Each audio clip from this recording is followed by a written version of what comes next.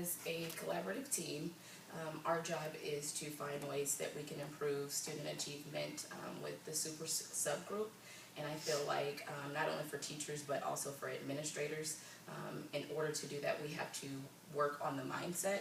And it was very interesting today because I talked to a teacher. She came up to me and told me about how she's on a team with a teacher and how a student did something. And she just said, I just wish that teachers understood how to deal with students in the super subgroup. And we have to change our mindset first before we can change the mindset of the students. Does that make sense? Mm-hmm. And so do you remember the last faculty meeting when we looked at all the data from John Hattie? That's kind of where I got the idea and thought we could piggyback off of that.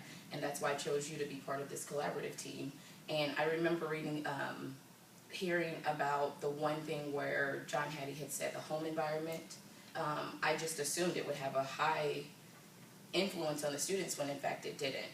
So that's when I thought, what can we do to help our students in this school? Because it's a brand new school and they're coming from Alpha Heart and 2 Mile Prairie. So I'm going to start with the question, what are some ways that we can change our mindsets as teachers so that we can help improve student achievement? I wrote down, I thought just focusing on their strengths or trying to focus more on their strengths will help them see what they're good at. Because I think a lot of times they have this negative vibe or, perception of themselves.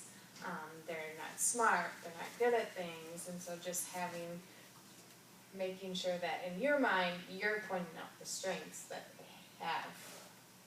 I think part of getting to know those strengths is building relationships.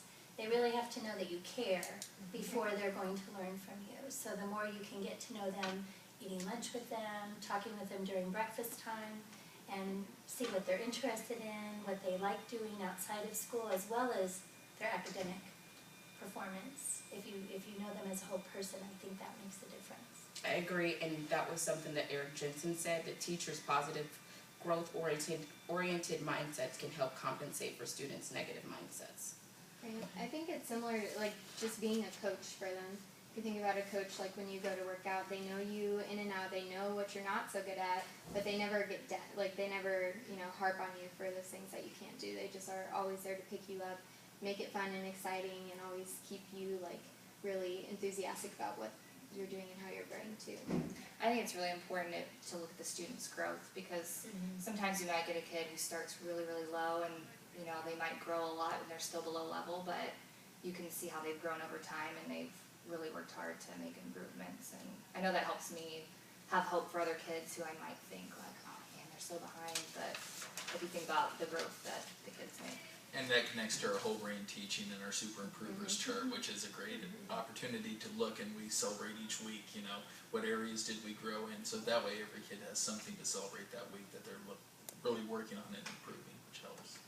Right. Well, I'm using those strengths to help them improve or help them grow in their weaknesses too. So just trying to be creative on, how are they, so they're not great at writing, but they're good at something else. How can they use that? Yeah, because sometimes a child doesn't realize that their passions and interests have a connection to an academic world. Yeah. And so making sure that they can make that bridge together. So. And that's why I put the first line on the paper for you was mindset is a simple idea that makes all the difference, that can create achievement, growth, and motivation. And it starts with us, and we have to model it. And then our next step would be to find ways to help the students change their mindset with things.